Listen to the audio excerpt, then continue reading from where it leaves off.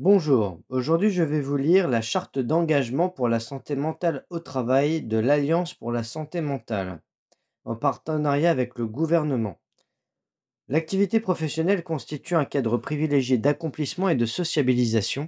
En cela, le travail est un déterminant positif de la santé mentale, tel que défini par l'Organisation mondiale de la santé.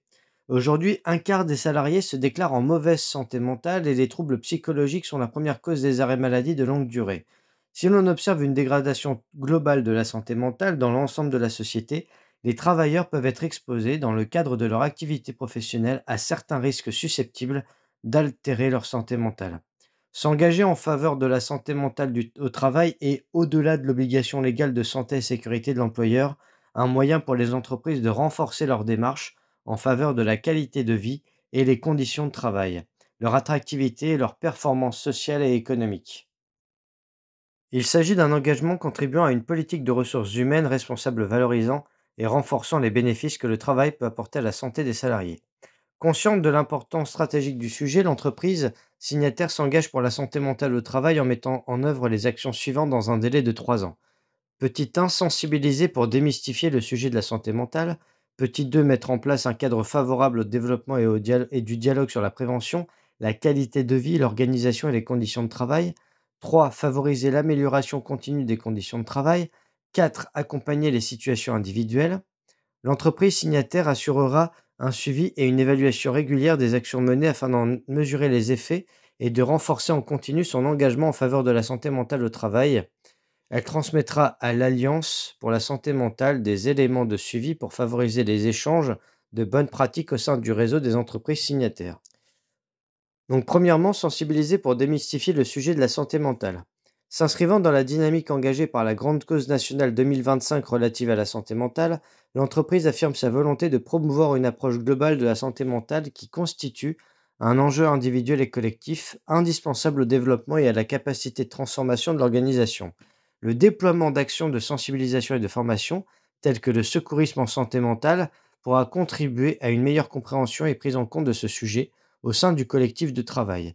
Parler librement de santé mentale au travail est la première étape pour construire une culture commune et agir durablement pour son amélioration.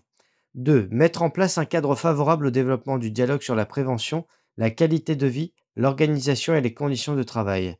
Le dialogue social et le dialogue professionnel entre les acteurs de l'entreprise constituent des leviers déterminants pour agir sur la santé mentale au travail, améliorer la prévention, la qualité de vie et les conditions de travail, ainsi que pour prévenir les risques psychosociaux. Tous les acteurs de l'entreprise sont concernés, l'employeur, les responsables RH, les managers et l'ensemble des travailleurs. 3. Favoriser l'amélioration continue des conditions de travail.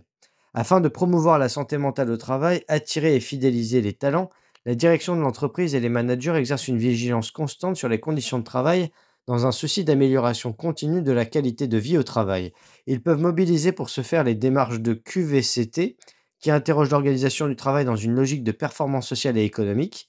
Une attention particulière est portée aux conditions d'activité de publics spécifiques, femmes, aidants familiaux, travailleurs en situation de handicap, primo-entrants, seniors, jeunes, etc.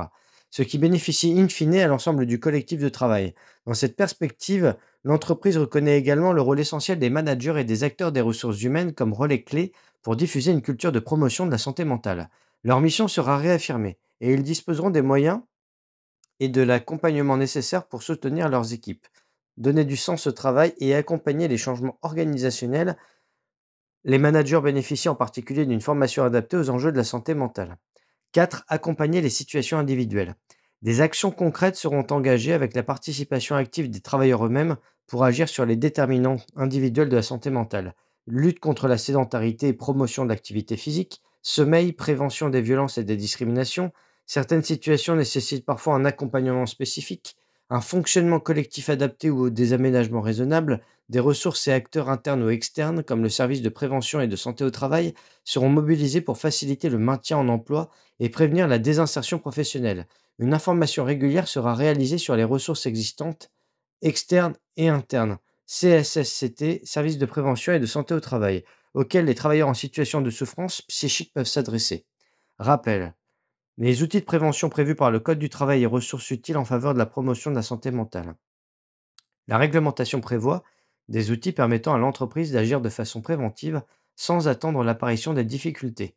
Dans le cadre de l'élaboration du document unique d'évaluation des risques professionnels, DUERP, prévu à l'article L 4121-3-1 du Code du travail, les risques susceptibles d'affecter la santé mentale des salariés doivent être évalués et faire l'objet d'actions de prévention. Ce document est actualisé régulièrement afin de tenir compte de l'évolution des situations et des conditions de travail. Les démarches menées dans le cadre du dialogue social et professionnel peuvent venir enrichir la conception du DUERP et des actions de prévention de manière partagée et constructive. Elles peuvent également aboutir à la conclusion d'un accord qualité de vie au travail et conditions de travail QVCT, intégrant les thématiques travaillées et renforçant ainsi la prévention des risques psychosociaux. Je vous remercie.